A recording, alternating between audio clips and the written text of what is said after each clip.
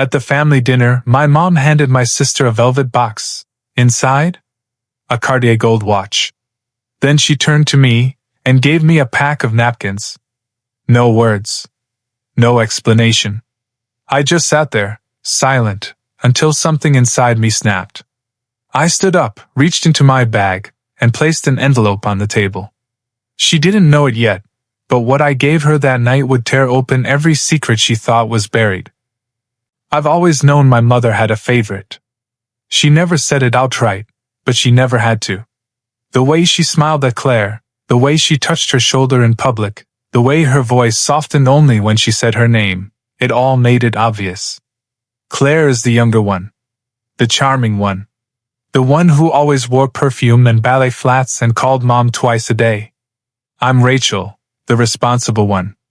The one who got good grades, worked 3 jobs in college, and paid the electric bill when no one else noticed it was overdue. Growing up, I convinced myself it didn't matter. I told myself love wasn't measured in attention, in gifts, in approval. I worked hard, built a business from the ground up, bought my own apartment. I learned to clap for myself. But deep down, part of me still wanted her to notice. Not with words, maybe, but with action. Some sign that I mattered too. Then came the dinner. Mom sent out a message in the family group chat. Special dinner Friday. Just us girls. Something meaningful planned, Red Heart. Claire responded within minutes. Can't wait, Mommy! I replied. I'll be there. I wasn't expecting much. Maybe just a night where we could talk, laugh, maybe, like we used to before Dad passed. Maybe she'd finally see I wasn't bitter. Just tired of being unseen. The house looked the same as always. White hydrangeas and vases, jazz music playing softly in the background. Mom greeted us with hugs and kisses, smelling of lavender and Chardonnay. Claire had brought a bottle of rose and was already spinning around the kitchen like she owned the place. Dinner was beautiful. A roast chicken, potatoes, asparagus, Mom's signature set. We sat, we laughed, we shared stories from work. Claire went on about a trip to Greece. I listened, smiling, even when Mom kept asking follow-up questions only about Claire's life. And then came dessert. A tiramisu from Claire's favorite bakery. When we finished, Mom stood up slowly, cradling something behind her back. I wanted to do something special tonight, she said. Something that reminds you both how much you mean to me. She walked over to Claire first, holding out a small velvet box. Claire gasped before she even opened it.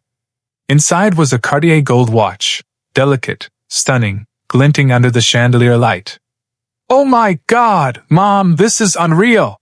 She squealed, throwing her arms around her. I smiled, waiting my turn. Maybe she had something smaller for me. That was okay. I wasn't here for jewelry. I was here for acknowledgement. Then she turned to me, reached into a bag on the table, and pulled out a pack of napkins. Floral. Cheap. Still had the clearance tag. These reminded me of your garden, she said with a soft smile. Aren't they sweet? I looked at her. Then at Claire. Then down at those paper-thin napkins. Something inside me, quiet for years, stood up. And I knew this was the last time I'd play the forgotten daughter. I held the pack of napkins in my hands like it was a joke, like at any moment my mother would smirk and say, Gotcha! Here's the real gift. But her face was soft, serene, satisfied. Claire, still glowing from the Cartier watch now on her wrist, didn't even notice the shift in the room. She was busy taking selfies, already tagging Mom with #BestGiftEver. I looked at my mother again, trying to read her. Nothing. No hesitation. No apology. No awareness. I placed the napkins on the table without a word. For years I had accepted these moments. Little humiliations wrapped in passive-aggressive gestures. The birthdays she forgot. The graduation she skipped. The Christmas she mailed Claire a designer bag and sent me a sweater from the clearance bin, with the tag still attached. But this wasn't just another passive slight. This felt intentional. It was the message behind the napkins that burned. You are not equal here. And you never were. The worst part? This wasn't about money. I didn't need a watch. I could buy 10 of them. This was about principle. About legacy. About a mother who used favoritism like a weapon and expected silence in return. I cleared my throat. That's very thoughtful, I said, pushing the napkins aside. My voice didn't shake. My heart did. Claire finally looked up. They do kind of match your patio chairs, she chirped. Mom giggled, sipping her wine. See? Told you she'd like them. The table was spinning now, emotionally anyway. I wasn't just angry. I was humiliated, undervalued, invisible, but not powerless. Because what my mother didn't know, what no one at that table knew, was that I had spent the last 6 months gathering documentation. Bank transfers, property deeds, trust statements. I had suspected for a long time that my father's estate, the one he built with sweat and sacrifice, hadn't been divided fairly. That my mother had funneled nearly everything into Claire's name. I wasn't looking for revenge. I was looking for truth. And tonight, the scales tipped. Not because of the watch, but because of the napkins. I reached down, opened my purse, and pulled out a sealed envelope. Thick, heavy, official. I stood, walked over to my mother, and placed it right in front of her wine glass. "What's this?" she asked, a small laugh escaping her lips. "A gift," I said. "From me."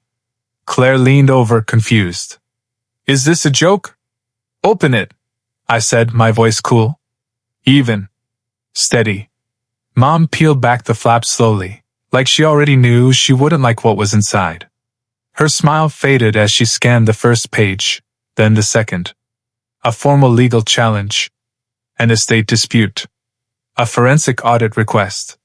And a signed affidavit from my father's business partner confirming his intent to split the assets equally. Her fingers began to tremble. And Claire? She was finally speechless. My mother stared at the documents as if they were written in another language, but I knew she understood every word. Her eyes skimmed the lines, her mouth slightly open, but no sound came out. Claire snatched the papers from her hand and flipped through them quickly. "What is this, Rachel?" she snapped. "Are you suing Mom?" I didn't flinch. "I'm contesting Dad's estate. I have reason to believe it was mishandled. That the assets weren't divided as he intended. You're doing this now?"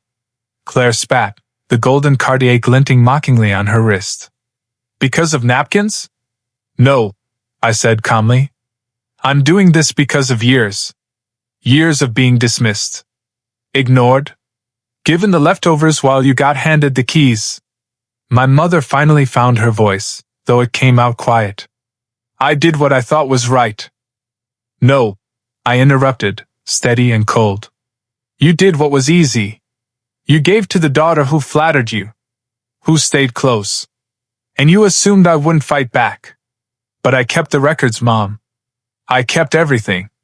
I pulled out my phone, tapped once, and slid it across the table. On the screen, bank statements showing direct transfers of our father's assets into accounts with Claire's name. Real estate records. Dates. Signatures. A silent trail of favoritism and betrayal. Claire was seething. "You're insane. You're trying to destroy this family." I met her eyes. "I'm not destroying anything. I'm correcting it." For a long beat, no one moved.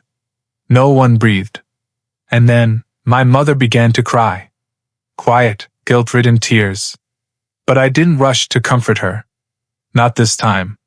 She looked at me with something I hadn't seen in a very long time, maybe ever. Fear. Because I wasn't the obedient daughter anymore. I wasn't the invisible one, quietly swallowing hurt. I had grown up. And I had brought receipts. "Why didn't you just come to me?" she asked softly. "I did," I replied. "My whole life." Claire stood up, furious. "So what now? You want money? You want the watch back?" I laughed. Not out of humor, but out of exhaustion. "Claire, I could buy 10 of those watches." This isn't about money. This is about respect. It's about accountability. I turned to my mother one last time. You don't get to rewrite fairness with excuses. You don't get to treat love like a reward system. Dad trusted you with his legacy. You turned it into a popularity contest. Then I picked up my bag, tucked the napkins inside, and said, "Keep them. You'll need them for court." And I walked out. The night air hit me like a wave as I stepped outside. It was quiet, too quiet. The kind of silence that follows a storm, when the sky doesn't know whether to rain again or just let you breathe. I sat in my car for a while. I didn't cry. I didn't smile either. I just let the stillness settle. For so many years I had convinced myself that it was noble to stay quiet. That enduring unfairness made me mature, graceful, above it all. But grace without boundaries is just slow erosion. I had allowed myself to be chipped away by 1,000 little cuts. Tonight I chose to stop bleeding. And in that decision, I found something I hadn't felt in years. Relief. The next morning, I woke up to 2 unread messages. One from Claire. "You're seriously unbelievable. Hope it was worth it." I didn't respond. The other was from my mother. Just 4 words. "Can we talk soon?" I stared at it for a long time.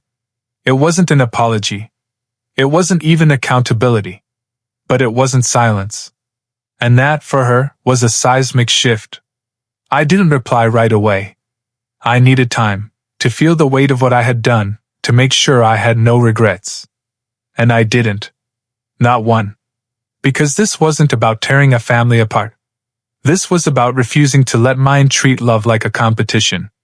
In the weeks that followed, the legal wheels began turning. My attorney reached out to hers. The records I'd collected were strong. My father's handwritten notes, now validated by his former business partner, added even more credibility. And for the first time, the people who had quietly benefited from my silence had to face structure, logic, and law. But something unexpected happened too. A cousin messaged me privately. She said, "I always saw how they treated you. I just never knew what to say. I'm proud of you." One of my aunts stopped me at the grocery store. "You did what a lot of us were too afraid to do," she whispered. "You stood up." And my mother? She finally called. Not to argue. Not to defend. But to say this. "I didn't realize how far things had gone. I never thought you'd walk away. I thought you'd always stay, no matter how little I gave." I didn't cry. I told her. That was the problem. We're still working through it, slowly, carefully. But for the first time, we're having real conversations. Not performances. Not games. Truth. And Claire? She's still angry. But that's hers to carry now. Not mine. Because I chose something different. I chose myself. Speech Balloon, if you were handed the napkins, would you have handed back the truth? Let me know your thoughts in the comments below.